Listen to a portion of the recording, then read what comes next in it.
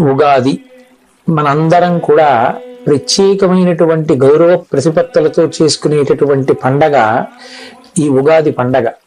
ఈ ఉగాదికే యుగాది అని ఒక పేరు ఉంది. అంటే అసలు కలియుగ ప్రారంభం ఇవాల్టి రోజునే జరిగింది అని. భాషాపరంగా రాష్ట్రపరంగా వేరు వేరు ఉగాదులు ఉన్నప్పటికీ తెలుగు భాషకి మాట్లాడేటటువంటి వాళ్ళందరూ కూడా ఈ చైత్ర శుద్ధ పాడ్యమి నాడే ఉగాది పండగ చేసుకుంటారు. మనం చాంద్రమానాన్ని ఎప్పుడూ కూడా కాల గణనమునకు ప్రాతిపదికగా తీసుకుంటాం. ఈ చాంద్రమానమునందు చైత్రమాసం మొట్టమొదటి మాసంగా స్వీకరింపబడుతుంది. ఈ చైత్రమాసంలో వచ్చేటటువంటి శుక్లపక్ష పాడ్యమి ఏది ఉందో ఆ పాడ్యమి మొదటి తిథి. ఆ మొదటి తిథియే ఉగాది పండుగ. ఈ ఉగాది పండుగ ఎలా నిర్వహించుకోవాలి అన్నదాన్ని శాస్త్రాలు స్పష్టంగా చెప్పాయి. ఉగాది పండగ నాడు మాత్రం ఏ కారణం చేత కూడా బ్రహ్మముహూర్తానికి తరువాత లేవకూడదు. కనీసంలో కనీసం సూర్యోదయానికి ముందరే లేచి స్నానం పూర్తి చెయ్యాలి. చాలా మందిలో ఉన్నటువంటి అపప్రథ ఏమిటంటే సూర్యోదయం అయిపోయిన తరువాత పూజ చేసి ఆ పూజలో వేప పువ్వు పచ్చడి అనబడేటటువంటి పచ్చడిని నైవేద్యం చేసి దాన్ని ప్రసాదంగా తీసుకోవచ్చు అని. కానీ శాస్త్రంలో అలా చెప్పబడలేదు. యద్వర్షాదౌ నింబసుమం శర్కరాంలఘృతైర్యుతం. నింబసుమం అంటే వేప పువ్వు. అది వర్షాదౌ సంవత్సర ప్రారంభంలో శర్కరాంల ఘృతైర్యుతం. శర్కర అంటే పంచదార. కానీ పంచదార అన్నప్పటికీ కూడా దేవతలకి నైవేద్యం చేసేటటువంటి ప్రసాదంలో నిలవదోషం లేనటువంటి పదార్థమైన బెల్లాన్నే వాడతాం కాబట్టి బెల్లము అని అక్కడ అర్థం చేసుకోవలసి ఉంటుంది. శర్కరాంల ఘృతైర్యుతం. అందులోకి పుల్లని పదార్థాన్ని చింతపండు రసాన్ని చేర్చి కొత్త చింతపండుని ఘృతైర్యుతం ఆవు నీతిని కూడా కలిపి అలా తయారు చేసినటువంటి పదార్థం ఏదుందో దాన్ని భక్షితం పూర్వయామేస్య తద్వర్షం సౌఖ్యదాయకం. దాన్ని ఎప్పుడు తినాలని చెప్పారంటే పూర్వయామమునందు తినాలి అని. పూర్వయామమునందు అంటే సూర్యోదయాత్ పూర్వమే తినాలి. సూర్యోదయాత్ పూర్వం ఆ పచ్చడి తినాలి అంటే అది భగవంతుడికి నివేదన జరిగి ఉండాలి కదా. భగవంతుడికి నివేదన జరిగి ఉండాలి అంటే పూజ పూర్తయి ఉండాలి కదా. పూజ పూర్తయి ఉండాలి అంటే స్నానం పూర్తి అవ్వాలి కదా. అంటే ఉగాది పండగ నాడు స్నానం అనేటటువంటిది బ్రహ్మముహూర్తంలో చెయ్యాలి. ఆ బ్రహ్మముహూర్తంలో స్నానం చేసే ముందు ఒళ్ళంతటికీ కూడా తైలాన్ని అలదుకుంటారు. తైలే లక్ష్మీ. ఉగాది పండగ నాడు బ్రహ్మ ముహూర్తంలో ఒంటికి తైలాన్ని అలదుకుంటే ఆ తైలమునందు మహాలక్ష్మి ప్రవేశించి ఉంటుంది. ఆ కారణం చేత అలక్ష్మి తొలగుతుంది.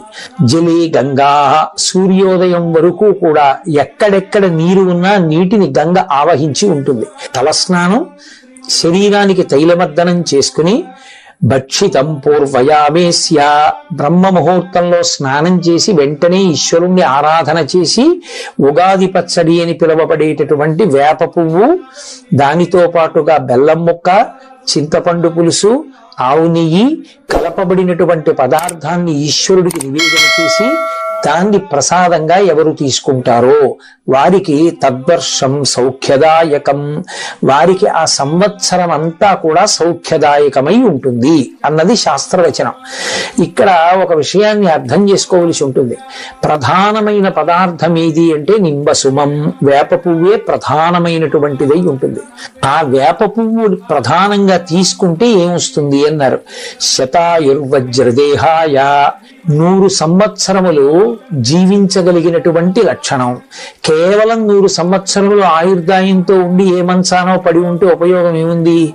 కాబట్టి వజ్రదేహాయ. ఆరోగ్యంతో ఉండి తాను ఏ సంకల్పం చేశాడో ఏ కార్యం చెయ్యాలనుకుంటున్నాడో అటు భగవత్పరమైనటువంటి సమాజ అభ్యుదయము కొరకు చెయ్యాలనుకున్నటువంటి కార్యములను చేయగలిగినటువంటి సమర్థత శరీరమునందు నిలబడి దాని వలన వజ్రదేహాయ సర్వసంపత్ ప్రదాయచ. ఆ వేప పువ్వు సమస్తమైనటువంటి సంపదలను ఇవ్వగలిగినటువంటిదై ఉంటుంది. దానితో పాటుగా అది అరిష్ట నివారాయ. అరిష్టములను నివారిస్తుంది. భక్షితం నింబదళం అని ఆ నింబదళాన్ని నింబ పుష్పాన్ని తీసుకుంటారు.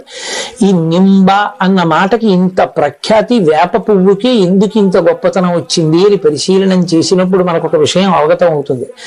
అమరకోశంలో నింబ అన్న మాటని మహానుభావుడు వ్యాఖ్యానం చేశాడు.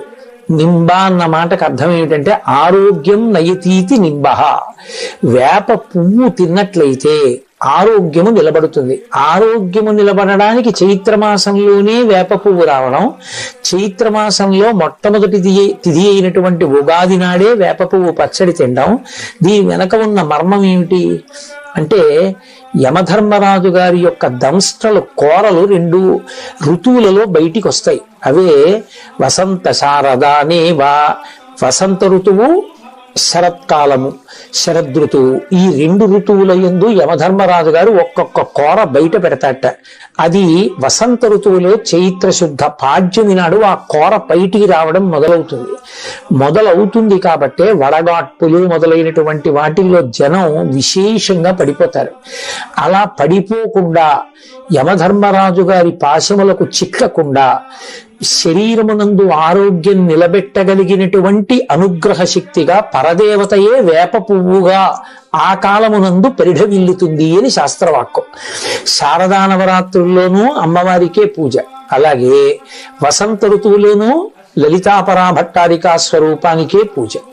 ఈ 2 ఋతువుల్లోనూ అమ్మవారిని పూజ చేస్తే అమ్మవారి అనుగ్రహమే వేప చెట్లకి ఆ సమయంలో పువ్వుగా వచ్చి ఆ పువ్వుని ఈ పదార్థాలతో కలిపి అది ఏ సమయంలో తినాలో ఆ సమయంలో తినాలి.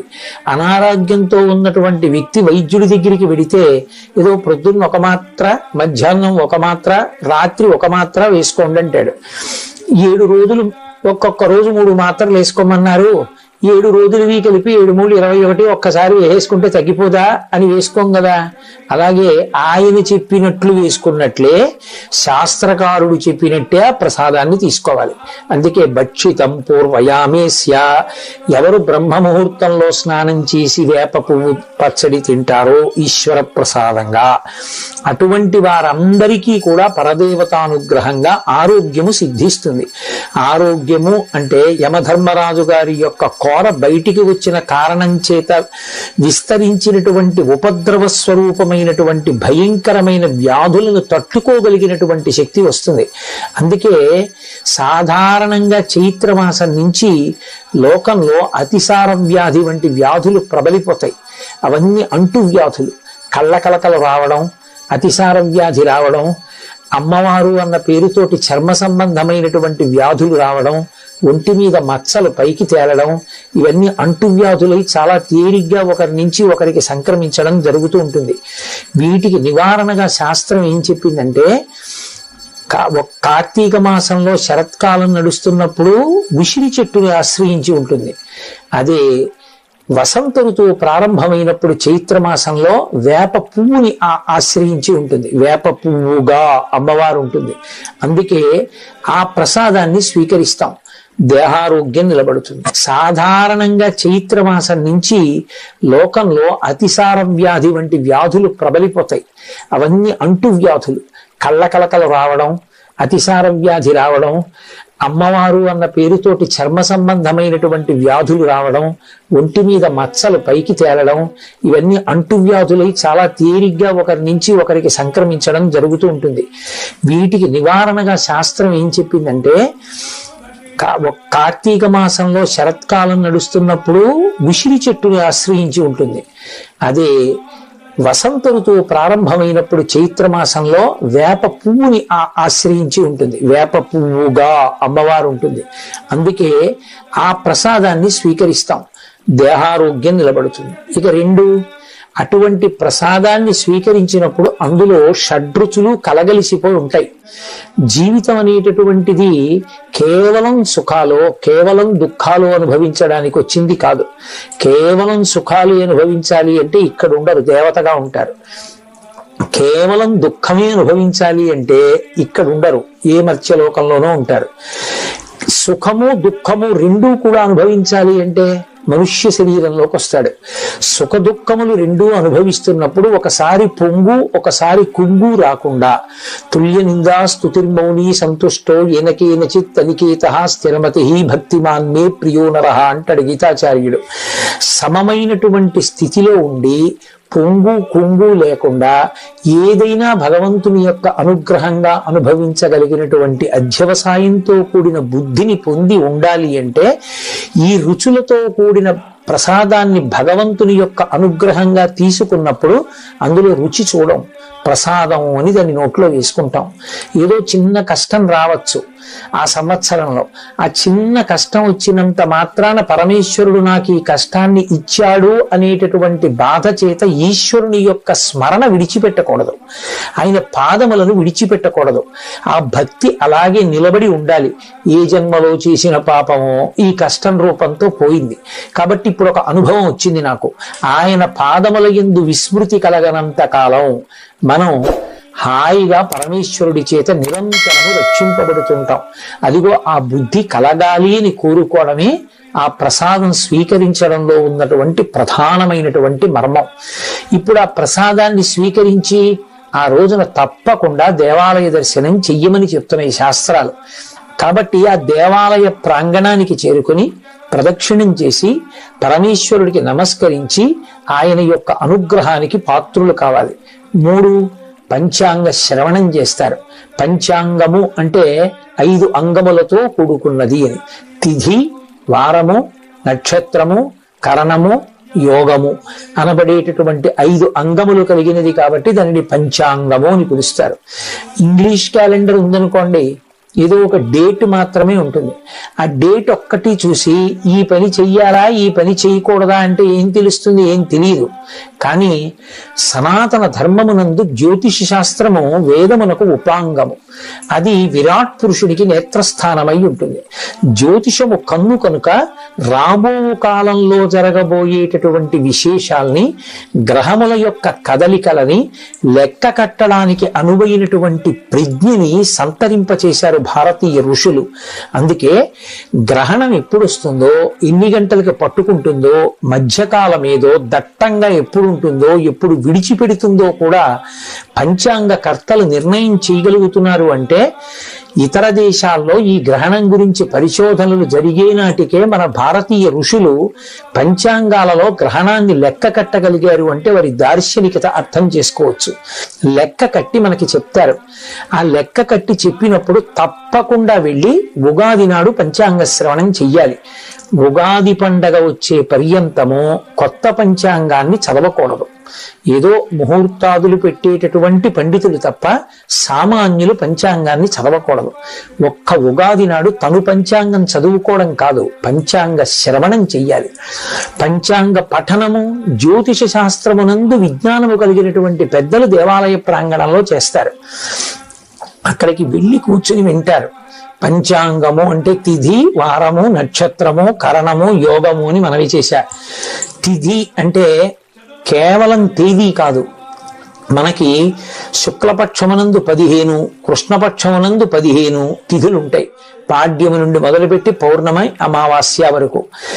ఆయా తిథులకు మళ్ళీ ఒక లక్షణం ఉంటుంది. శుక్లపక్షంలో వచ్చేటటువంటి తిథులలో ఏ తిథి నాడు ఏ పని చెయ్యవచ్చు, ఏ పని చెయ్యకూడదు. ఆ పని ఆ తిథి నాడు చేస్తే ఆ తిథికి ఒక అధిష్టాన దైవం ఉంటారు. ఆ అధిష్టాన దైవము యొక్క అనుగ్రహము కలిసి వస్తే ఆ పని చక్కగా పూర్తవుతుంది. పురుష ప్రయత్నానికి ఈశ్వరానుగ్రహం తోడుగా రావాలి. కచ్చిత్ పురుషకారంచ దైవంచ పరిపశ్యతే అంటుంది సీతమ్మ తల్లి. ఈ పురుషకారానికి ప్రయత్నానికి పక్కన ఈ ఈశ్వరుని యొక్క అనుగ్రహం కూడా కలుగుతోందా? ఆ రెండు కలిస్తేనే కదా రాముడు గెలుస్తాడు అంటుంది. అందుకని ఈశ్వరుడి కృప ఏ తిథి నాడు మనకి బాగా ప్రసరించడానికి అవకాశం ఉందో తెలుసుకుని మంచి పని చేయడానికి తిథులు వినాలి. 2 వారము. వారము ఏ రోజు సూర్యోదయానికి ఏ హోర ఉందో ఆ హోర పేరు మీదే ఆ వారం ఉంటుంది. ఆదివారం సూర్యోదయ కాలానికి సూర్య సంబంధమైన హోర నడుస్తుంది. అందుకే దానికి ఆదివారము భానువారము అని పేరు. భానుడు అంటే సూర్యుడు. అంటే ఆదివారం నాడు సూర్య సంబంధమైనటువంటి విశేషాన్ని దేన్నైనా నిర్వర్తిస్తే సూర్యానుగ్రహానికి విశేషంగా పాత్రులు కావచ్చని, సూర్య ప్రకాశము కలిగి సూర్య తేజము చేత ప్రచోదనము పొందినటువంటి హోరతో ఉన్నటువంటి ప్రారంభమైనటువంటి రోజు కనుక. అలా సూర్యోదయం వేల్టికి ఏ తిథి ఉందో, ఏ హోర ఉందో, ఏ పని చెయ్యొచ్చో ఏ పని చెయ్యకూడదో హోరాశాస్త్రం చెప్తుంది. అలాగే తిథి, వారము, నక్షత్రము, మనకి 27 నక్షత్రాలు. ఎంతమంది పుట్టనివ్వండి ఈ 27 నక్షత్రాల్లోనే పుట్టాలి. పుట్టుకకి మరణానికి నక్షత్రాన్ని ప్రధానంగా చూస్తారు. 27 నక్షత్రాలకి ఒక్కొక్క దానికి 4 పాదాలు. 27 × 4 108 పాదాలు. అందుకే భగవంతుడికి సంబంధించిన అష్టోత్తర శతనామ స్తోత్రాలన్నీ 108 నామాలతోటే ఉంటాయి. ఉంటే 108, లేకపోతే 1000. ఎందుకని అంటే 108 పాదములలో పుట్టినటువంటి 2 పాదములు 4 పాదములు కలిగినటువంటి సమస్త ప్రాణులు సుఖంగా ఉండాలని కోరుకుంటాం. ఏ నక్షత్రంలో ఏ పాదంలో ఏ పని చెయ్యొచ్చు ఏ పని చెయ్యకూడదు అన్నది పంచాంగంలో చెప్పబడి ఉంటుంది. ఆ నక్షత్ర శాస్త్రాన్ని బట్టి విద్యుక్త ధర్మాన్ని నిర్వర్తించాలి. ఇక కరణము. కరణములు స్థిర కరణములు చరకరణములు అని ఉంటాయి. 7 చరకరణములు, 4 స్థిర కరణములు. ఏ కరణమునందు ఏ పని చెయ్యొచ్చో, ఏ పని ఎప్పుడు చేస్తే ఈశ్వరుని యొక్క కృప దానికి కలిసి సఫలీకృతుడవుతాడో ఆ కరణమునందు చెప్తారు. అందుకని ఈ 5టితో కూడుకున్నటువంటిది పంచాంగం. ఆ పంచాంగాన్ని ఒక్క ఉగాది పండగ నాడు మాత్రమే వినాలి. అది సాధ్యమైనంత వరకు దేవాలయ ప్రాంగణంలో చక్కగా పండితులైనటువంటి వారు పంచాంగ పఠనం చేస్తుండగా వింటే దాని వలన 2 ప్రయోజనాలు కలుగుతాయి. ఒకటి, ఈ కాలమునందు గ్రహముల యొక్క ఆనుకూల్యత మనకు ఎలా ఉంది, ఏ పని చెయ్యొచ్చు ఏ పని చెయ్యకూడదు. పంచాంగంలో చెప్పబడిన విధంగా మనం తెరచాపని మార్చుకుంటే జీవితం భద్రంగా ప్రయాణం చేస్తుంది. ఇప్పుడు ఎవరో కొంతమంది ఏలినాటి శనిలో ఉన్నటువంటి వాళ్ళు వారు మొదలైన వారు ఉంటారు. నేను మీతో ఒక మాట చెప్తాను, బాగా జ్ఞాపకం ఉంచుకోండి. ఎవరు పరమేశ్వరుని యొక్క పాదములను గట్టిగా పట్టుకుని పూజ చేస్తారో వాళ్ళ జోలికి శనీశ్వరుడు కూడా వెళ్ళి బాధ పెట్టాడు. కానీ కర్మ ఫలితం పోవాలి కదూ. బాధ పెట్టడం అన్నది నిష్కారణంగా అనేక ఊళ్ళు తిరగవలసిన వాడు ఈ చక్కటి తీర్థయాత్రలు చేసి ఎన్నో దేవాలయాలు దర్శనం చేస్తాడు. ఇటు బాధపడవలసినటువంటి వాడు సంతోషకరంగా భగవత్ సేవలో తరించిపోతాడు. ఎప్పుడు ఆ శనీశ్వరుడికి ఆదేశం వస్తుంది గ్రహానికి, ఆయనని బాధ పెట్టవద్దు సుమా, నువ్వు గ్రహంగా ఆయనని ఎంతవరకు క్లేశాన్ని కల్పించాలనుకుంటున్నావో అది ఒక్కటే కల్పించు, కానీ ఆయన మనసు ప్రహృష్టంగా ఉండకుండా మాత్రం పాడు చేయడానికి వీల్లేదు. భగవద్భక్తితో కూడుకుని ప్రవర్తిస్తే మనం ఇప్పుడు ఇటువంటి కాలమునందున్నాం కనుక మనం ఈ జాగ్రత్త తీసుకోవాలి అని తెలుసుకుంటే మరింత సంతోషకరమైన జీవనం చేయడానికి పంచాంగ శ్రవణము అవకాశాన్ని కల్పిస్తుంది. సంవత్సర కాలంలో మన ఆదాయ వ్యయాలు ఎలా ఉంటాయి, రాజపూజ్యమో అవమానమో ఎలా ఉంటుంది, గ్రహగతులు ఎలా ఉంటాయి, భార్యాబిడ్డలు ఎలా ఉంటారు, బహుశా గ్రహముల యొక్క ప్రభావం చేత మనకి క్లేశం కలిగేటటువంటి కాలం ఎప్పుడు ఉండొచ్చు, మనం ఏ దేవతల ఆరాధన విశేషంగా చెయ్యవలసి రావచ్చు, వీటి గురించి ఒక అవకాశాన్ని ఏర్పాటు చేసుకుంటే ప్రమాదకరమైన వ్యాధి రాకుండా ముందుగానే వ్యాధి నిరోధక టీకా వేయించుకున్న వాడిగా భగవంతుణ్ణి అర్చన చేసి ఆ ప్రమాదానికి మనం గురి కాకుండా మనని మనం రక్షించుకోవడానికి అటువంటి అవకాశం కలుగుతుంది. అందుకే పంచాంగ శ్రవణం తప్పకుండా చేస్తారు. ఇక ఈ నందననామ సంవత్సరానికి సంబంధించినంత వరకు శుక్రుడు ప్రధానమైనటువంటి స్థానముల యందు ఉన్నాడు, పక్కన చంద్రుడు ప్రధానమైన స్థానాల్లో ఉన్నాడు. కాబట్టి యథార్థమునకు ఎవ్వరూ ఏమీ బెంగపెట్టుకోవలసినటువంటి అవసరం లేదు. కాకపోతే ఈ సంవత్సరంలో ఉండేటటువంటి ప్రధానమైన గుణం ఏమి అంటే కొంచెం భోగ లాలస ఎక్కువగా ఉంటుంది. భోగముల యందు అనురక్తి ప్రతి వారి మనసులో ఎక్కువ అవుతుంది. పశ్చిమ దేశాల సంస్కృతి ప్రభావం వచ్చి పడిపోతుంది.